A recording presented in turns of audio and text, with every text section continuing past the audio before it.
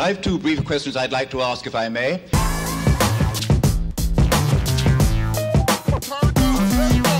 Hi, welcome to Left Foot Media. My name is Brendan Malone and you're watching The Daily Question. I hope you like the shorter intro, by the way. Yes, I have been listening to those who have been raising concerns about having to watch about 30 seconds of introduction. So there you go, no more complaints, problem solved. Today's question of the day: why was banning Alex Jones a dangerous failure? So, first of all, I think we should be suspicious about what's happened here. I'm not a fan of Alex Jones. I don't watch Alex Jones content. The only time I see Alex Jones is in the sort of the meme space. So the classic Alex Jones meme stuff that everyone shares. I'm not an Alex Jones fan. I'm not an Alex Jones watcher. And you don't have to be. You don't have to endorse the guy. You don't have to support the guy. In fact, you can think that what he does is vile. You can think that what he does is lowbrow idiocy and still see, like I can, that this is something we should be very suspicious and concerned about what's happened here, the way in which this ban, this deplatforming has happened. You've got a whole lot of big tech corporations who have all got together at some ungodly hour of the night or the early morning. They have all acted in concert and they have just ditched a guy. As I think it was Sargon of Akkad said, basically what you've got here is a group of corporations who have got together, carried out a trial, a shadow trial, and then they have carried out a social media execution on a person. They've just totally deplatformed him, or obviously not all social media, but most of the big players have.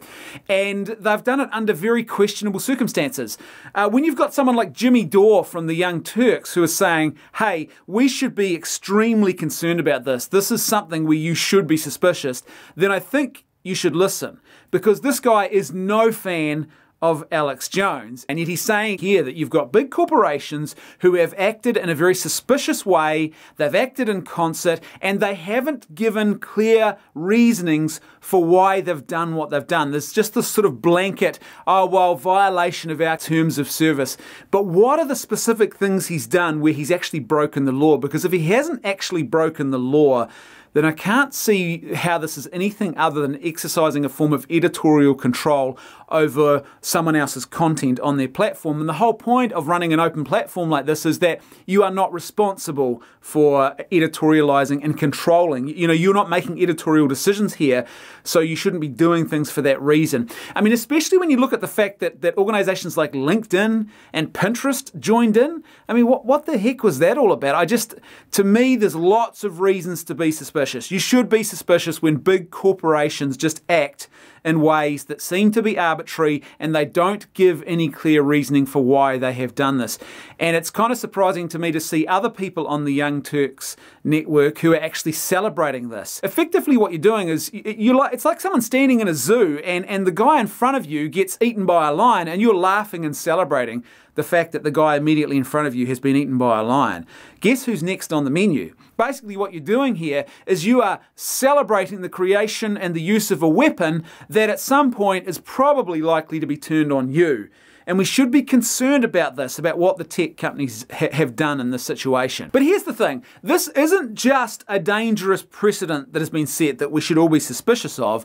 This is also ultimately a failure. There's three reasons why this social media ban of Alex Jones has failed spectacularly. Number one, they have just elevated his profile and his credibility massively. So prior to this event, Alex Jones was this dude who was doing his social media thing and his YouTube thing and promoting the conspiracy theories and everything else. Now they have given him a whole nother level of public attention that he wasn't enjoying prior to this. This is sort of the ultimate Streisand effect in motion right here with what they've done. I saw some information the other day which seems to indicate that his subscriber base has jumped as a result of this incident. Secondly, they've also now given credibility to his conspiracy theory stuff that he promotes, this shadowy organization that wants to shut down and control us all. Well, what they've done here, and acting in the arbitrary way that they've acted, in the very suspicious way that they've acted, has just actually given fuel to that fire. So not only have they raised his profile, but they've probably, almost certainly, have given him credibility that he never had before. And that credibility has not helped when you have incidents like just a couple of days ago, the H3 podcast, Ethan and Hila, and they were about 20 minutes into their live stream. They were talking about Alex Jones, and as soon as they start ramping up, a couple of minutes into discussions about Alex Jones, they get a strike and they get taken down by YouTube. Now, what does that look like?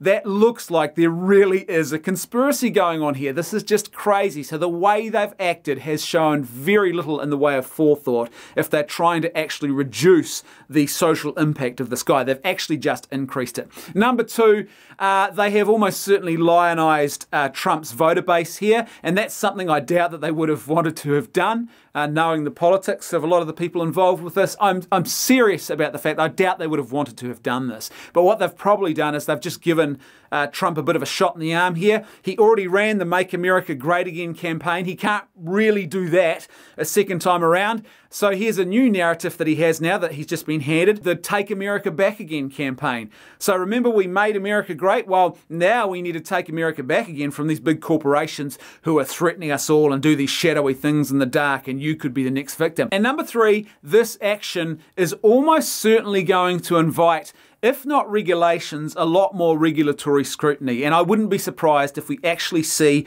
regulations, new regulations on these social media providers that actually come about as a result, a direct result of this incident. And I'm actually okay with it. I think that's important that someone actually steps in here and says, okay, hold on a minute.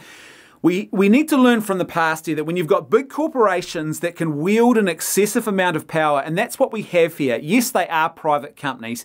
However, they run social media platforms, and social media is now the new public square. And so you've got to be very careful about, if you're running an open platform that effectively is a new form of public square, and you're one of the sort of the pinnacle platforms, then I think you do have an obligation to ensure that you are operating within the laws of the country and not just arbitrarily kicking people off that platform based on editorial or political or, basically controlling their First Amendment rights. And so I think there's definitely going to be greater scrutiny now, and it's quite possible that there will be regulations put on these types of companies, and I'm okay with that if it requires companies to actually not just to work within the bounds of the law, but also to provide clear and objective rationale. If they are ejecting people off their platform, they have to show why they've done that, and it has to be for legitimate reasons. Then I think that's not a bad thing at all. But these companies are probably not going to want the sort of regulatory scrutiny, the governmental scrutiny that is now going to be applied to them. And I can't see this sort of going in any other direction. It's certainly not going to go away, this issue. It's not going to remain quiet. The status quo is not going to be maintained. I would suggest that even if it takes some years for the ball to get rolling, I think ultimately they're going to find themselves in a situation where they're going to be facing a lot more scrutiny, and there's going to actually be some restrictions that are going to be put on them, and I'm not sure that they want that either. So all in all, I think, as I said, this was a dangerous failure, and ultimately what they've done is they've just ramped up Alex Jones's platform and his credibility big time, which ironically was the exact opposite of what they were trying to do. As per usual, I'd love to hear your thoughts, so please let me know what you think in the comments section below. And if you like the content I'm creating and you'd like to see more of it, then please support me on Patreon for as little as $1 a month. There's a link in the description below and a link on screen at the end of this video. That's right, I can hear my theme music too. I'll see you tomorrow on The Daily Question.